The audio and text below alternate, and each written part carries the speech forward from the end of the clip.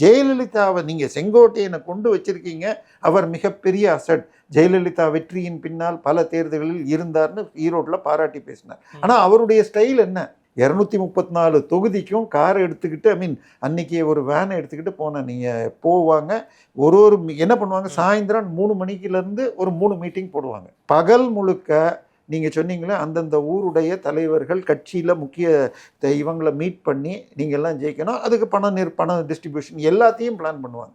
இப்போ எதையுமே பண்ணாம இன்னும் பண விஷயத்தை யாரோ ஒரு தாவைக்கா நண்பரை கேட்டால், சார் எங்ககிட்ட இருந்து எதிர்பார்க்குறாங்க, அங்கேருந்து வராது அப்படிங்கிறாங்க. ஸோ இந்த நிலைமையில் இருந்தால் வரவங்க தேர்தலில் ஜெயிக்கணும்னா தமிழ்நாட்டை பொறுத்த வரைக்கும் ஒரு தொகுதிக்கு 10லேருந்து 20 கோடி இருந்தால் தான் நீங்கள் நிற்கிறீங்க அப்படிங்கிற ஒரு எஃபெக்டை கொடுக்க முடியும். 3 பிரதான கட்சிகள் 2 தாண்டி 3வது கட்சி இருக்கீங்க, ஈவன் சீமானை தாண்டி நீங்கள் மேலே வரணும்னா அந்த அளவுக்கு சார் ஓட்டருடைய அந்த இவர் ராஜீவ்காந்தி காட்டுறாரு இந்த அடிக்கி அந்த புக்கு வாங்கணும்னா 25,000 ரூபா நீங்கள் இப்போ கொடுத்தா தான் அத்தனை ஜெராக்ஸ் எடுத்து உங்களுக்கு எலெக்ஷன் கமிஷன் கொடுக்கும்.